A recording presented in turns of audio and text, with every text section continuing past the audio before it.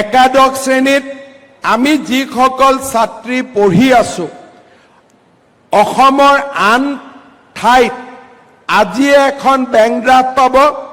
আৰু আমাৰ ইয়াত বহি থকা ছাত্ৰীসকলক একেলগে দিয়াৰ যিহেতু ব্যৱস্থা নাই অহাকালি স্কুলৰ প্ৰিন্সিপাল বা অধ্যক্ষসকলে তোমালোকক বেংক ড্ৰাফ্টখন দিব কিন্তু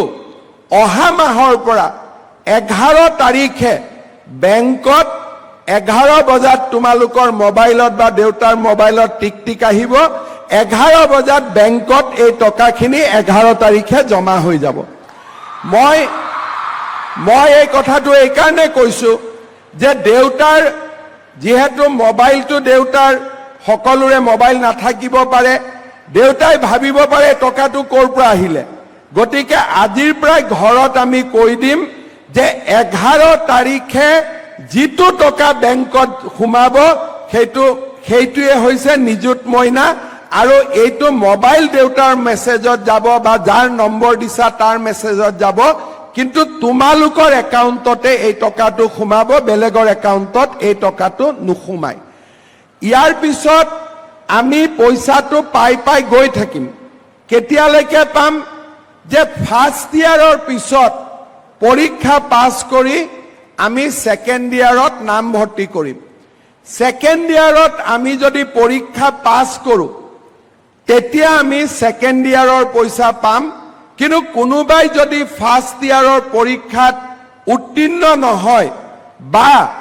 নিজে পঢ়া এৰি দিয়ে তেতিয়া হলে সেকেন্ড ইয়াৰত আমি নিযুত মইনা আঁচনি নাপাওঁ আৰু এটা সৰু ইয়াত শৰ্ত নহয় পৰামৰ্শ যে ছাত্ৰীসকলে তেতিয়া নিযুত মইনা আঁচনি পাব যাৰ বিৰুদ্ধে কোনো অভিযোগ নাথাকিব অৰ্থাৎ অভিযোগ মানে ক্লাছ নকৰা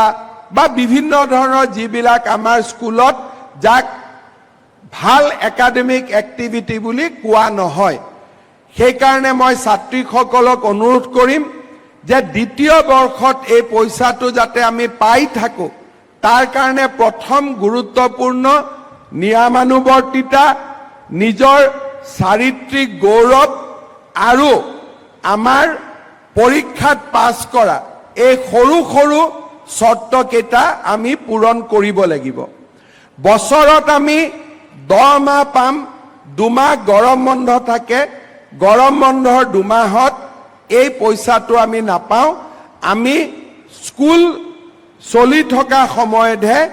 আমি এই পইচাটো পাম কোনোবাই দ্বিতীয় বৰ্ষত নাম লগালে কিন্তু স্কুলত নাহে এটেন্ডেন্স নাই তেতিয়াও আমি এই পইচাটো দ্বিতীয় বৰ্ষত আমি নাপাম অন্তত আমি ইউনিভাৰ্সিটিয়ে যিমান এটেন্ডেন্স বিচাৰে হিমানখিনি এটেন্ডেন্স যাতে আমাৰ থাকে ঠিক তেনেকে যিসকলে ডিগ্ৰী ফাৰ্ষ্ট ইয়াৰৰ ছোৱালীয়ে এই পইচা যি পাব তেওঁলোকেও ডিগ্ৰী সেকেন্ড ইয়াৰতো পাব ডিগ্ৰী থাৰ্ড ইয়াৰতো পাব খালি সেকেন্ড ইয়াৰত অৰ্থাৎ থাৰ্ড সেমিষ্টাৰত আমি নাম ভৰ্তি কৰিব লাগিব ফিফথ সেমিষ্টাৰত আমি নাম ভৰ্তি কৰিব লাগিব মাহত 1250 টকাকৈ প্ৰত্যেক মাহৰ 11 তাৰিখে 12 বজাৰ আগতে বেংকত টকা জমা হ'ব যিসকলে পোষ্ট গ্ৰেজুৱেট পঢ়িব তেওঁলোকেও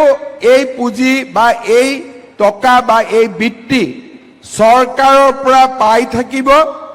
মাত্ৰ পোষ্ট গ্ৰেজুৱেট সেকেন্ড ইয়াৰতো নাম ভৰ্তি কৰিব লাগিব আৰু নিয়মীয়াকৈ ক্লাছত উপস্থিত থাকিব লাগিব এতিয়া বহুতে মোক কয় সেকেন্ড ইয়াৰৰ ষ্টুডেণ্টখিনিয়ে দ্বাদশ মানত পঢ়া ছাত্ৰীসকলে কয় যে মামা আমি নাপালো তোমালোকেও পাবা মাত্ৰ এইবাৰ ক্লাছ 12ত পাছ কৰি ডিগ্ৰী ফাৰ্ষ্ট ইয়াৰত এডমিশন ল'ব লাগিব কোনোবা সেকেন্ড ইয়াৰ আৰু ডিগ্ৰী থাৰ্ড ইয়াৰৰ ছোৱালীয়ে কৈছে যে আমি পোৱা নাই মই উত্তৰটো মোৰ এইটো হ'ব তোমালোকেও পাবা মাত্ৰ পোষ্ট গ্ৰেজুৱেটত নাম ভৰ্তি কৰাব লাগিব যদি কোনোবা ছোৱালীয়ে ডিগ্ৰী পঢ়ি থাকোতে বিয়া হৈ যায় তেতিয়াও এই পইচাটো পোৱা নাযাব কাৰণ এই পইচাটো আমি এই কাৰণে দিছো যাতে ডিগ্ৰীলৈকে আমি বিয়াত নবহো। দেউতা মায়ে বেয়া পাব নেকি আকৌ মই বিয়াত নবহো বুলি কোৱা কাৰণে?